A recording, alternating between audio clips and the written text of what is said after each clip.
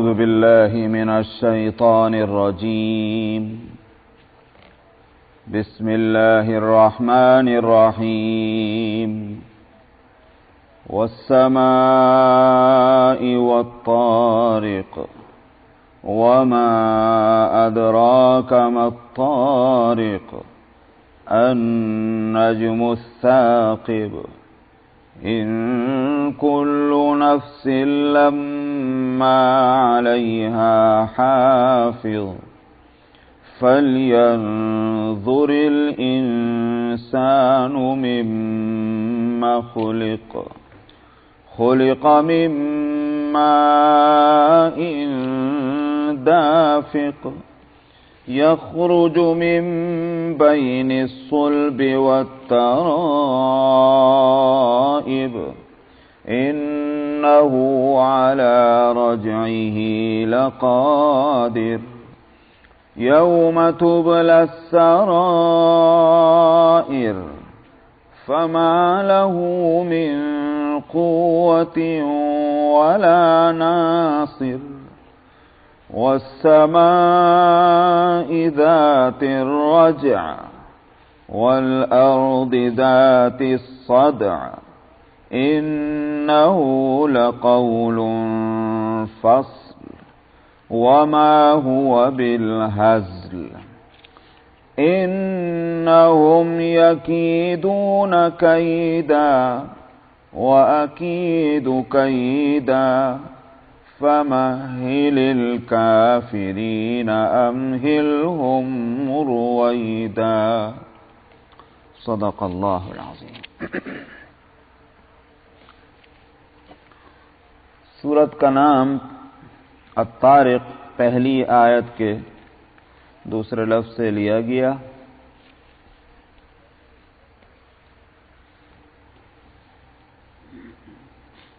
جیسا کہ عام دستور قرآن شریف میں ہے کہ عام طور پر سورتوں کا نام اس سورت میں آئی ہوئی آیتوں کے اندر کسی ایک لفظ سے اس کا نام بن جاتا ہے، اور یہ کوئی ضروری نہیں ہے کہ اس لفظ کے جو معنی ہیں وہ اس سورت کا کوئی اہم مضمون اس سے متعلق ہے، یہ کوئی ضروری نہیں ہوتا. مگر بعض دفعہ ایسا ہوتا ہے کہ سورت کا جو نام رکھا گیا وہ نام اس سورت کے کسی اہم مضمون کی ترجمانی کرتا ہے. ہم نے جہاں تک اس میں غور کیا، اس سورت میں بھی معاملہ ایسا ہی ہے کہ اگرچہ پہلی آیت میں یہ لفظ آیا اور اس سے اس کا نام ہو گیا، مگر اگر غور کیا جائے تو سورت کے اندر جو مضمون آئے ہیں ان مضامین کا اہم حصہ جو ہے اس کی طرف اشارہ لفظ الطارق سے ہوتا ہے، وہ اس سے متعلق ہے. انشاءاللہ میں اس کو بتلاؤں گا. یہ سورت مکی ہے اور ابتدائی دور میں جبکہ مشرکین مختلف تدبیریں اور چالیں مسلمانوں کو نقصان پہنچانے کے لیے اور اسلامی تحریک کو ضبط پہنچانے کے لیے مختلف چالیں چل رہے تھے اور قرآن شریف کی آیتوں پر بہنگم قسم کے اعتراضات کر رہے تھے، یہ وہ دور تھا. اس دور میں یہ سورت نازل ہوئی. اس سورت میں دو باتیں کہی گئی ہیں. ایک تو ہے مسئلہ قیامت سے متعلق، دوسرا مسئلہ ہے قرآن سے متعلق. قیامت کا جہاں تک معاملہ ہے، اس سلسلے میں قسم کھائی گئی ہے الطارق کی. مختصر طور پر اس وقت اپنے ذہن میں بات کو بٹھانے کے لیے کہیے آسمان کے ستاروں کی. آسمان اور اس کے ستاروں کی قسم کھا کر کے اور بتایا گیا ہے انسان اس زندگی میں آزاد نہیں ہے، اس کی پوری نگرانی ہو رہی ہے، اس کے اعمال کی حفاظت ہو رہی ہے، اور قیامت میں وہ سارے اعمال اس کے جز اور کل سامنے لا کر رکھ دیے جائیں گے. یہ ایک دعویٰ ہے. دوسری بات جو ایک کہی گئی ہے وہ ہے قرآن کے تعلق سے.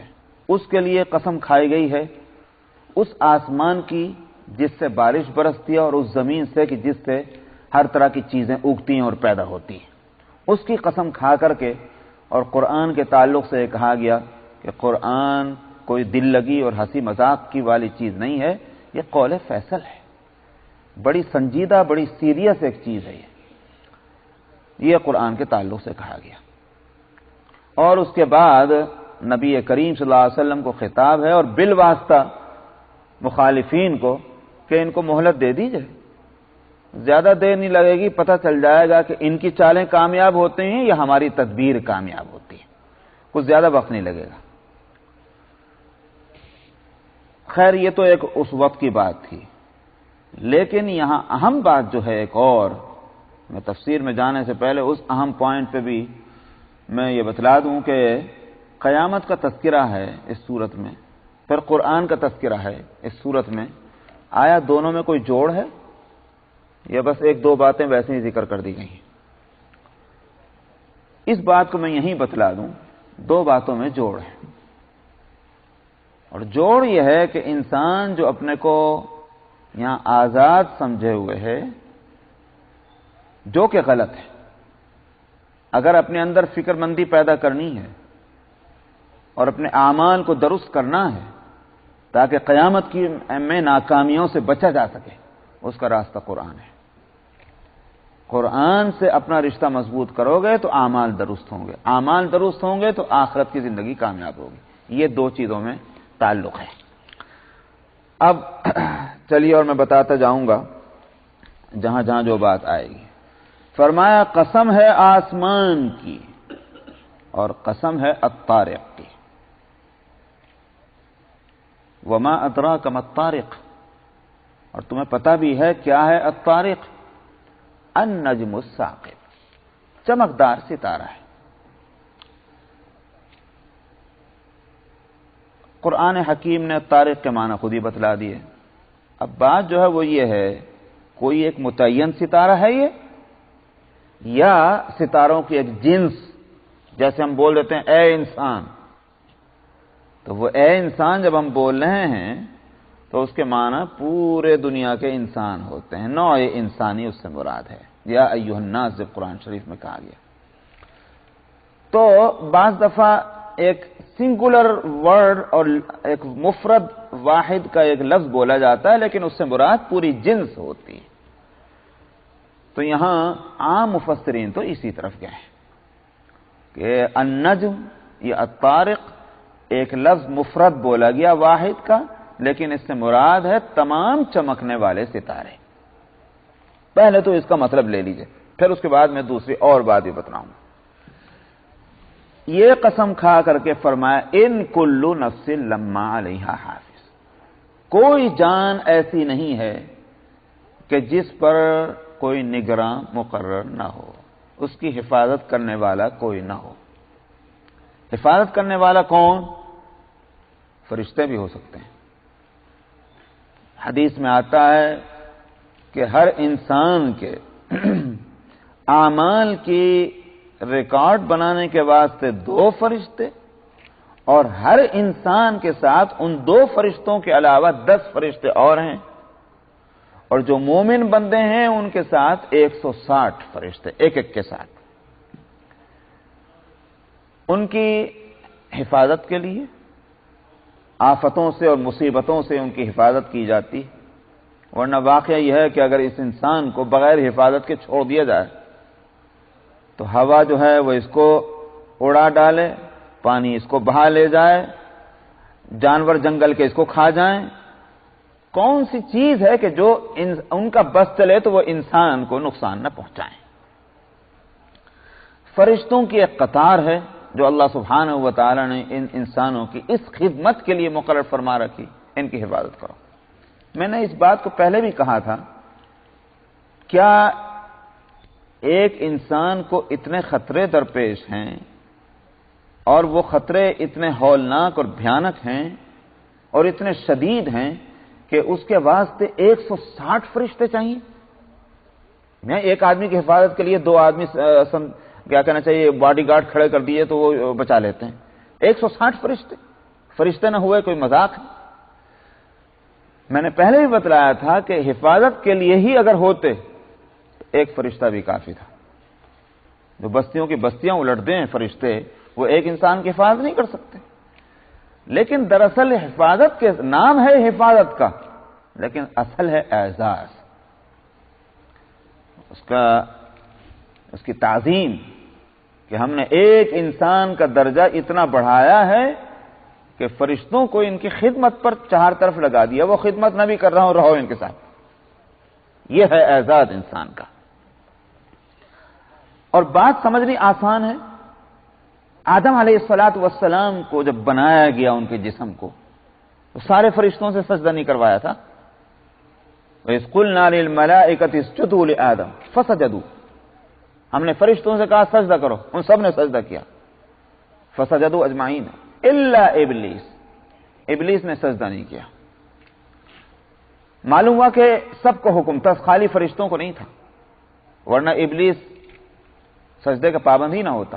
اگر صرف فرشتوں کو حکم ہوتا تم کرو سجدہ، باقی کے سجدہ کی ہم کو ضرورت نہیں، تو ابلیس نہ کرتا سجدہ۔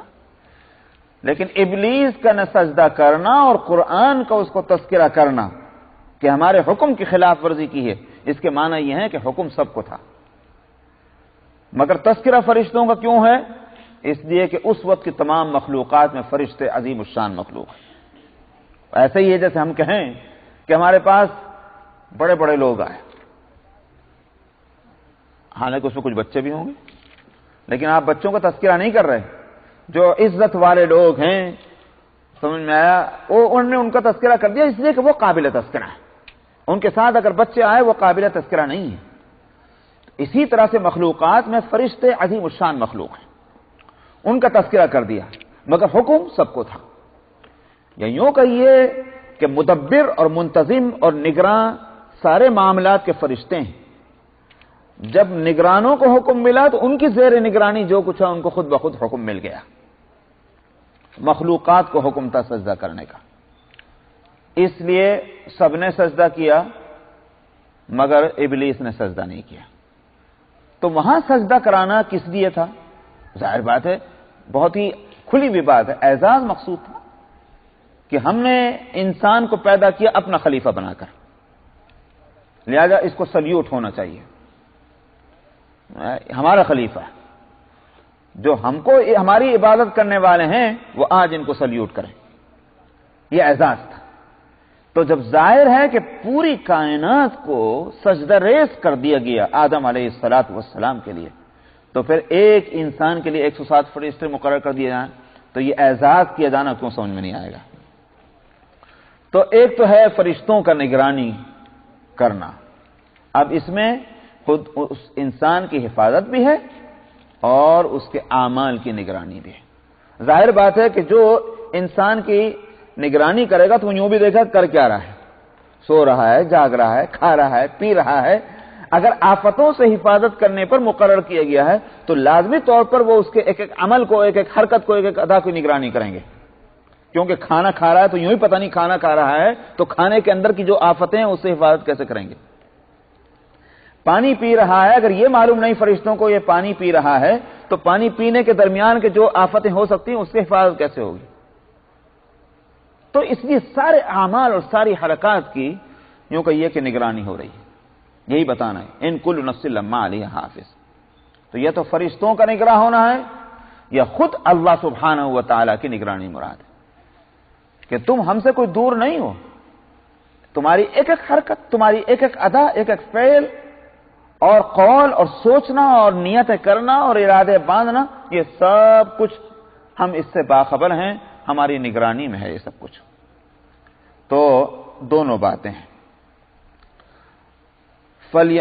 اب یہ بتانا ہے کہ یہ جو دعویٰ کیا گیا ہے، اور آگے وہ بات آئے گی کہ یوم تبلی السرائر، قیامت میں سارے اترے پترے کھول دیے جائیں گے، تو اس مضمون کے لیے آسمان کی اور ستاروں کی قسم کیوں کھائی گئی ہے؟ دونوں میں کیا جوڑ ہے؟ جوڑ یہ ہے کہ ستارے جو ہیں وہ اپنے اپنے مدار میں، اپنی اپنی جگہ میں محفوظ تو ہر وقت ہے، مگر ان کا ظہور کب ہوتا ہے؟ ظہور جو ہے وہ ہر وقت نہیں ہوتا۔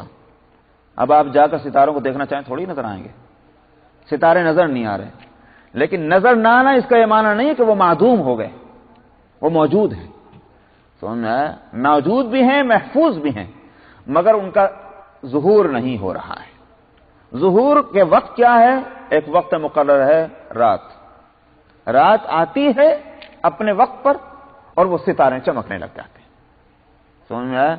تو موجود ہونا اور محفوظ ہونا تو ہر وقت ہے، مگر ان کا ظہور جو ہے وہ ہر وقت نہیں، اس کے لیے وقت مقرر ہے، یعنی رات کا وقت۔ اسی طرح سے بتایا گیا کہ انسان کے اعمال، خود انسان اور انسان کے اعمال جو ہیں ان کی حفاظت ہو رہی ہے برابر۔ عمل کرنے والا یہ سوچے میں نے عمل کر لیا، چھٹی ہو گئی، ختم ہو گیا عمل، ہرگز نہیں، یہ محفوظ ہیں، ان کی حفاظت ہو رہی ہے۔ اب ان کا محفوظ ہونا یہ کھلے گا کب؟ اس کا وقت مقرر ہے، وہ جب قیامت برپا ہوگی اس وقت اس کا ظہور ہو جائے گا کہ تمہارے اعمال کس طرح محفوظ تھے۔ یہ ہے اس قسم میں اور اس مضمون میں ربط۔ آگے ایک اور بات فرمائی جا رہی ہے، فَلْيَنْظُرِ الْإِنسَانُ مِمَّا خُلِقَ، انسان کو چاہیے کہ وہ دیکھے، غور کرے کس چیز سے اس کی پیدائش ہوئی ہے۔ آج بڑے اکڑ فوں کرتے پھر رہے، گردن ٹیڑھی ہے، بات کسی کی سننے کو تیار ہی نہیں ہے۔ لیکن انسان اپنی حقیقت تو دیکھے کہ حقیقت آپ کی ہے کیا، کس چیز سے تمہاری پیدائش ہوئی۔ خُلِقَ مِن مَاءٍ دَافِقٍ، ایک کودنے والے پانی سے، جو کود کر کے آتا ہے، اس پانی سے اس کی پیدائش ہوئی۔ اور وہ پانی کہاں سے آتا ہے؟ یخرج من بین الصلب والترائب، جو ریڑھ کی ہڈی، بیک بون اور سینے کی پسلیاں جو ہیں ان کے درمیان سے نکل کر آتا ہے۔ میڈیکل سائنس تو یہ کہتی ہے کہ یہ پانی پورے بدن سے کھینچ کر آتا ہے، اور قرآن کہہ رہا ہے کہ ریڑھ کی ہڈی اور سینے کی پسلیوں سے۔ اصل بات یہ ہے کہ پورے جسم کو کنٹرول کرنے والا دماغ ہے، اور دماغ میں جو ایک حصہ جس کو عربی میں نخاع کہتے ہیں اور ہمارے ہاں اردو میں اس کو حرام مغز کہتے ہیں، وہ حصہ جو ہے اس سے سلسلہ ہے نیچے تک، ریڑھ کی ہڈی سے ہوتے ہوئے جو پٹھے جا رہے ہیں، جو پورے جسم کو کنٹرول کرتے ہیں، اور کنٹرولر دماغ ہے۔ تو اس واسطے اس ریڑھ کی ہڈی کا ربط جو ہے وہ دماغ سے قائم ہوا۔ یہی ہے کنال کہ جہاں سے وہ دماغ اپنے پورے ہدایات جاری کرتا ہے، اور یہاں سے وہ تار برقی دوڑتی ہے پورے بدن کے اندر۔ پھر یہ ریڑھ کی ہڈیوں سے وہی جو پٹھے آ رہے ہیں مثلا، ان کا بہت باریک باریک رگوں کے ذریعے سے سینے کے اندر وہ ان کا پھیلاؤ ہے، اور دل اور گردے جو ہیں، وہ دل اور کیا نام ہے، جو یہاں اہم حصے ہیں سینے کے قریب، ان سے ان کا کنیکشن ہے۔ اس واسطے جو بدن کے اہم حصے ہیں قرآن نے ان کا تذکرہ کر دیا، اور جو اس کے بعد بقیہ حصے ہیں اس کا تذکرہ نہیں کیا۔ معلوم ہوا کہ ریڑھ کی ہڈی وہ جو جہاں سے وہ سلسلہ چلا آ رہا ہے، وہ کنال ہے جو دماغ سے جڑی ہوئی ہے، اور یہاں سے جو رگیں اور پٹھے سینے کی طرف چلے جا رہے ہیں، خاص طور پر یہاں سے یہ پانی بن کر نکلتا ہے۔ یخرج من بین الصلب والترائب انہ علی رجعہ لقادر۔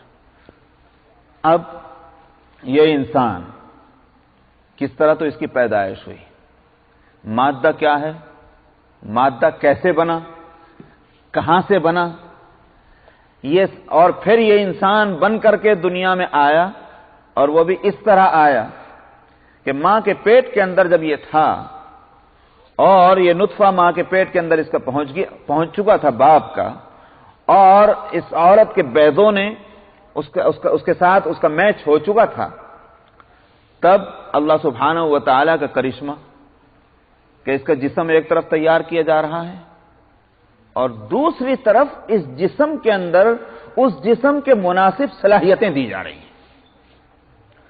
صلاحیتیں ہوتی بھینسے کی اور جسم ہوتا انسان کا، تو یہ کام نہیں کر سکتا تھا۔ جیسا جسم دیا گیا ہے اس کے مطابق اس کو صلاحیتیں دی گئی۔ اور اگر آپ اس کو اور پھیلائیں تو جسم کے جو حصے ہیں ان حصوں کے مطابق بھی صلاحیتیں دی گئی. ہاتھ میں صلاحیت جو ہے چھونے کی، پکڑنے کی، یہ ساری چیزیں ہیں. پیر میں صلاحیت چلنے کی، آنکھ میں صلاحیت دیکھنے کی، کان میں صلاحیت سننے کی. جسم بھی دیا گیا اور جسم کے جو اعضاء دیے گئے ہیں اس کے مناسب اس کو صلاحیتیں دی ہیں اللہ سبحانہ و تعالی نے. یہ چند مہینوں کے ایک مختصر سے حصے کے اندر اتنا عظیم الشان کام ہو جاتا ہے. جب یہ انسان باہر نکل کر آتا ہے فجعلناہ سمیعا بصیرا، ہم نے اس کو سننے والا اور دیکھنے والا اور بڑا چاق و چوبند ہم انسان بنا کر نکال کر لاتے ہیں. کہاں اس کی وہ ابتدا گندا پانی اور کہاں اس کی یہ شکل چند مہینوں کے اندر. تم اس کا تماشا دیکھتے ہو ہماری قدرت کا.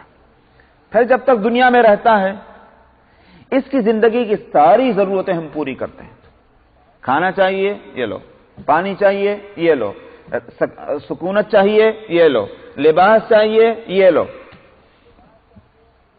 اور پھر انسان کی طبیعت کے اندر جو شوق اور ذوق رکھے گئے ہیں اس کی تسکین کا سامان.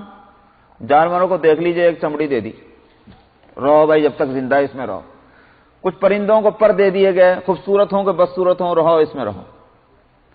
لیکن حضرت انسان ہے، ان کا جو ہے ان پر یہ قناعت کر ہی نہیں سکتے کہ ایک لباس رہے، یہ قناعت کر ہی نہیں سکتے کہ ایک ہی طرح کی غذا ہو. اس کو قسم کی غذائیں چاہیے اور رنگ رنگ لباس اس کو چاہیے. اللہ سبحانہ و تعالی نے سارا انتظام اس کے لیے کر کے دے دیا. یہ لو، یہ سب سمجھ میں آ رہا ہے تم کو کہ اللہ کر رہے ہیں، مگر یہ سمجھ میں نہیں آتا یہ انسان جب مر جائے گا تو وہ اللہ دوبارہ اٹھا دے گا. یہ نہیں سمجھ میں آتا. سمجھ میں آیا؟ ڈاکٹر صاحب سارے زور لگا لیں کہ جو بچہ ماں کے پیٹ میں سے گرنے جا رہا ہے اس کو روک دیں، روک نہیں پاتے. یا یہ کہ جو ماں کے پیٹ کے اندر جو بچہ پرورش پا رہا ہے یہ لڑکی ہے اور ماں باپ کی خواہش یہ کہ لڑکا پیدا ہو جائے، سارے ڈاکٹر زور لگا رہے ہیں اس لڑکی کو لڑکا کر لے. نہیں ہو سکتا. یا جو صلاحیتوں کے اندر کمی پیدا ہو چکی ہے اس جنین کے اندر، ڈاکٹر یہ تو پتہ چلا لیتے ہیں مشینوں سے، ارے بھائی اس کے اندر یہ خرابی ہے، بھائی خرابی کو دور کر دو نا. آج تو کمپیوٹر کا زمانہ ہے، اتنی ترقی ہو گئی ہے کہ راکٹ جا رہا ہے راستہ اس کو بدل دیتے ہیں. تو یہ ماں کے پیٹ کے اندر جو بچہ ہے اس کے اندر کہیں کو تبدیلی نہیں کر سکتے. مگر یہ اللہ کا کام ہے اور اللہ کا کام اس کے فیصلے سے ہے. اس کا فیصلہ یہ ہے کہ بچہ گرنا ہے، گرے گا. اس کا فیصلہ یہ ہے کہ بچہ رہنا ہے اور یہ معذور پیدا ہو، وہ معذور ہوگا. اس کا فیصلہ ہے کہ لڑکی ہو، لڑکی ہوگی، لڑکا نہیں ہو سکتا. یہ فیصلے ہیں اللہ. یہ ساری چیز دیکھی جا رہی ہے، سمجھی جا رہی ہے، اور پھر یہاں آ کر آدمی اٹک جاتا ہے کہ مر کر ختم ہو جائیں گے، پھر اللہ ہم اٹھیں گے کیسے دوبارہ، وہ نہیں سمجھ میں آ رہی بات. تو فرمایا کہ جب پہلی بات تمہاری سمجھ میں آ گئی اس کا سمجھنا مشکل تھا، جب وہ سمجھ میں آ گئی تو دوسری بات جو ہے وہ تو اور آسان ہونی چاہیے تھی سمجھنا کہ اللہ مرنے کے بعد دوبارہ زندگی دیں گے، اٹھائیں گے اور اعمال کا حساب اور کتاب لیں گے. اس لیے فرمایا انہ علی رجعہ لقادر، جو اس پانی کو پسلیوں سے اور ریڑھ کی ہڈی سے نکال سکتا ہے وہ اس کو واپس بھی تو لے جا سکتا ہے. ختم. تو اس لیے اللہ کو یہ پوری قدرت ہے. آگے فرماتے یوم تبلی السرائر، جس دن کے سارے بھید ان کی آزمائش ہوگی، ان کی چیکنگ ہوگی. تبلا، ابتلا، یہ سارے معنی ہوتے ہیں ٹیسٹ کرنے کے، چیک کرنے کے، امتحان لینے کے. سارے بھید اس وقت ان کی چیکنگ ہوگی.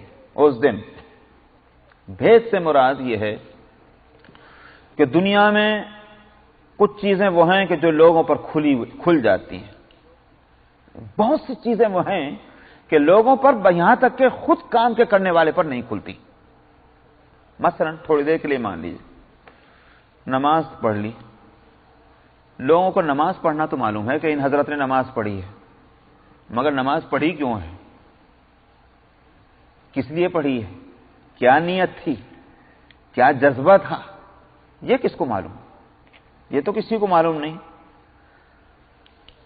دنیا زندگی پوری گزر جائے گی لیکن لوگوں کو یہ بات معلوم نہیں ہوگی کہ فلانے وقت میں ان حضرت نے جو نماز پڑھی تھی وہ کیوں پڑھی تھی، یہ نہیں معلوم ہوگا، قیامت میں معلوم ہو جائے گا ان حضرت کے اعمال جو ہیں یہ کیوں تھے، کیا نیت تھی، کیا جذبہ تھا ان کا۔ تو ایک تو یہ بھید ہوا جو کھلے گا آسمان، قیامت میں، دنیا میں نہیں کھلا۔ اور ایک اور بات یہ ہے کہ جس کے لیے میں کہتا ہوں خود کام کرنے والا بھی نہیں واقف ہو پاتا، وہ بھی ایک بھید ہے۔ اور بھید یہ ہے کہ ہم نے اچھا کام کیا، ہم تو سمجھے کہ ہم نے اچھا کام کیا، ہمارے واسطے چلے، لیکن اس اچھے کام کے اثرات جنریشن نسل در نسل چلے جا رہے ہیں، وہ ہم کو کیا معلوم۔ اسی طرح برے کام ایک انسان کرتا ہے، لیکن برا کام کرنے والا سوچتا ہے ٹھیک ہے میں نے برا کام کیا مگر میرے سے متعلق، ختم۔ لیکن اس کو معلوم نہیں کہ اس برائی کے اثرات کتنے دور تک پہنچتے ہیں۔ ایک برائی کی گئی اور نسلوں تک وہ چلی، قیامت میں یہ عقدہ کھلے گا کہ تم جو وہ یہ برائی کر کے آئے تھے وہ تمہارے ساتھ تھوڑی لگی رہ گئی، اس کا اثر دور تک پہنچا ہے، معاشرہ بگڑ گیا، نسلیں بگڑ گئی ہیں، ان سب کے ذمہ دار تم ہو۔ اسی واسطے نبی کریم صلی اللہ علیہ وسلم نے فرمایا تھا من سن سنتا حسنتا فلہ اجرها واجر من عمل بها ومن سن سنتا سیئتا فلہ وزرها ووزر من عمل علیہا او کما قال صلی اللہ علیہ وسلم۔ آپ نے فرمایا جس نے ایک اچھا طریقہ چلایا، اچھی بات کی اور لوگ اس کی اچھی بات کو لے کے چلے، فرمایا خود اس کو اپنے کیے کا بھی ثواب ملے گا اور جتنے اس طریقے پر چلنے والے ہوں گے ان کا ثواب بھی ان کو ملے گا۔ اور ایک اور دوسری روایت میں اس میں من غیر ان ينتقص اجرہ، بغیر اجرہم، بغیر اس کے کہ ان کے اجر میں کمی ہو، ان کا اجر پورا ہی ملے گا مگر برابر کا اجر اس کو ملتا چلا جائے گا۔ لاکھوں انسانوں نے عمل کیا، ان میں ایک ایک انسان کو بھی ثواب ملتا جائے گا اور ان لاکھوں انسانوں کا جو ثواب ملے گا اس کے برابر بھی اس کو ثواب ملے گا، اور اس کا اپنا ثواب تو ہے ہی جو اس نے کیا تھا۔ اور اسی طرح سے فرمایا جس نے کوئی برا کام کیا، فرمایا اس کا گناہ تو ملے گا اس کو، جتنے لوگوں نے اس گناہ کو اور برائی کو لیا ان سب کا گناہ بھی ان کو ملے گا بغیر ان کے گناہ میں کمی کیے، ان کو بھی پورا اس کی سزا ملے گی اور اس کو بھی ان کے برابر کی سزا ملے گی۔ یہ میں نے کہا کہ دنیا میں یہ راز نہیں کھلتا، کہاں تک اثرات پہنچے ہیں، آخرت میں یہ بھید کھلیں گے۔ تو یوم تبلی السرائر کے اندر یہ ساری چیزیں آ گئی، ورنہ قول اور عمل تو ہم کو بھی معلوم ہے آپ کیا فرما رہے ہیں اور کیا عمل کر رہے ہیں۔ بتایا یہ ہے کہ جو چیز دنیا میں نہیں کھلی جب وہ کھل جائے گی، جو چیز دنیا میں کھلی ہوئی ہے وہ کیوں نہ کھلے گی، سب کھل جائے گا۔ فما له من قوت ولا ناصر، اب اس وقت بچ کر بھاگنے کی نہ تو خود طاقت ہوگی انسان کے اندر کہ اپنی تدبیر سے، اپنی چال بازیوں سے اپنے کو اس انجام سے بچا لے جائے۔ فما له من قوت ولا ناصر، اور نہ کوئی مددگار ہوگا کہ خود میں تو طاقت نہیں ہے مگر آگے کچھ مددگار لاٹھی ڈنڈا لے کر نکال کے لے گئے بچا کے، کوئی مددگار بھی نہ ہوگا۔ تب اس وقت جب کہ وہ ساری برائیاں جو کھلی اور چھپی ہیں وہ سب کھل کر سامنے آ جائیں گی، اس لیے کہ اب اس کی سزا بھگتو، اور کوئی مددگار نہ ہوگا اور کوئی تدبیر وہاں کام نہ دے سکے گی، اس وقت کے لیے انسان کو فکر کر لینی چاہیے۔ آگے فرماتے ہیں وَالسَّمَاءِ ذَاتِ الرَّجْعِ، قسم ہے لوٹنے والے آسمان کی، وَالْأَرْضِ ذَاتِ الصَّدْعِ، اور قسم ہے پھٹ پڑنے والی زمین کی۔ لوٹنے والے آسمان سے مراد کیا ہے؟ رجع کا ترجمہ تو ہے لوٹنے کے، وہی لفظی میں نے ترجمہ کیا، لیکن بعض مفسرین نے اور ترجمہ کرنے والوں نے اس کا ترجمہ کیا ذات المطر، بارش والے آسمان کی۔ وہ اصل میں مرادی ترجمہ ہے، لفظی نہیں، مراد وہی ہے، وہ آسمان کے جو بارش برساتا ہے، مگر بارش چونکہ لوٹ لوٹ کر آتی ہے، سمجھ میں آئیے نہیں کہ ایک دفعہ ہو گئی بس ہمیشہ کے واسطے چھٹی، ایسا نہیں، بلکہ یہ کہ موسم اور بے موسم بار بار بارش ہوتی ہے، اس لیے اس کو ذات الرجع کہا گیا۔ والارض ذات الصدع، اور قسم ہے اس زمین کی جو پھٹ پڑنے والی ہو۔ مراد اس سے کیا ہے؟ جب گھاس اور پھوس اس میں سے اگتی ہے، پودے اگتے ہیں، غلے اور فصل جو اس میں سے اگتی ہے نکلتی ہے، تو زمین پھٹتی کہ نہیں پھٹتی؟ جبھی تو اس میں سے قوم پر نکلے گی۔ تو زمین کی اس شان کو جو ہے سامنے لایا گیا قسم کھا کر کے، اور اس کے بعد اس قسم کے بعد دعویٰ کیا ہے؟ انہ لقول فصل، بلا شبہ یہ قرآن جو ہے قول فیصل ہے، وما ہوا بالہزل، یہ کوئی ہنسی دل لگی نہیں ہے، یہ دعویٰ ہے۔ جیسے پہلے قسم کھائی تھی والسماء والطارق، اور ایک دعویٰ کیا گیا تھا اور میں نے اس کا جوڑ بتایا تھا، یہاں بھی میں بتلاتا ہوں۔ جوڑ یہ ہے کہ جس طرح سے آسمان سے بارش ہوتی ہے اور بار بار بارش کا ہونا اور اس کا یہ نتیجہ نکلنا کہ زمین میں ہریالی پیدا ہو جاتی ہے، اور اس ہریالی کی کیا کیا ضرورتیں ہیں اور اس کے کیا کیا فائدے اور منافع ہیں، ان سب کو اگر نظر میں رکھا جائے سمجھ میں یہ آتا ہے کہ بے شمار حکمتیں ہیں جو کام کر رہی ہیں، اور عظیم الشان قدرت ہے کہ جو اس نظام کو چلا رہی ہے۔ جس وقت زمین کو ضرورت ہوتی ہے پانی کی، اسی وقت آسمان میں حرکت ہوتی ہے، مانسون اٹھتے ہیں اور ہوائیں اپنا کام کرتی ہیں اور لے کے چلتی ہیں ان بادلوں کو اور لے جا کر پانی گرا دیتی ہیں، اور جس طریقے پر پانی گرنا چاہیے کہ جو زمین کے واسطے مفید ہو، اس طرح پر اس پانی کو گرا دیا جاتا ہے۔ معلوم ہوا کہ قادر مطلق عظیم الشان قدرت والی ذات ہے کہ جس کی قدرت زمین کے اوپر بھی ہے، جس کی قدرت آسمان اور فضاؤں کے اندر بھی ہے، جس کی قدرت ہواؤں کے اوپر بھی ہے، جس کی قدرت سمندروں کے اوپر بھی ہے، اور جس کا علم اس بات کا بھی احاطہ کیے ہوئے ہے کہ یہ جو کچھ ہوگا اس کے نتائج کیا نکلیں گے۔ سمجھ میں آیا؟ یہ ہے سب جو غور کرنے سے یہ بات سمجھ میں آ رہی ہے۔ اس بات کو ریفرنس میں لا کر کے اور کہا گیا یہ قرآن جو ہے اس کو تم نے کیسے سمجھ لیا کہ یہ دل لگی ہے؟ اگر بارش برسنا دل لگی نہیں ہے، اگر زمین سے اگنا دل لگی نہیں ہے، موسموں کا بدلنا دل لگی نہیں ہے، تو پھر یہ قرآن کا جو ہے اس کو تم نے کیسے دل لگی سمجھ لیا؟ یوں بتاتا ہوں میں دو لفظوں میں، اللہ سبحانہ و تعالی نے اپنے فعل کو حجت بنایا ہے اپنے قول کے واسطے۔ جیسا میرا فعل عظیم الشان ہے ایسے ہی میرا قول بھی عظیم الشان ہے۔ یہ کیسے ہو سکتا ہے کہ فعل کی عظیم الشان ہونے کو تو یا مانو لیکن قول کی عظمت کو نہ مانو؟ یہ ہے بات۔ اچھا صاحب، دوسری بات ایک اور بھی ہے، اور وہ یہ کہ جس طرح سے آسمان سے بارش برستی ہے، عام حالات میں اس بارش کو رحمتی سمجھا جاتا ہے، الا یہ کہ کبھی کبھی وہ بارش عذاب بن کر بھی آ جائے، یہ بھی ہو سکتا ہے۔ وہی آسمان سے گرنے والی بارش، وہی آسمان پر چھا جانے والے بادل رحمت کے بجائے عذاب لے کر آئے۔ پچھلی امتوں پر یہ بھی تو ہوا تھا۔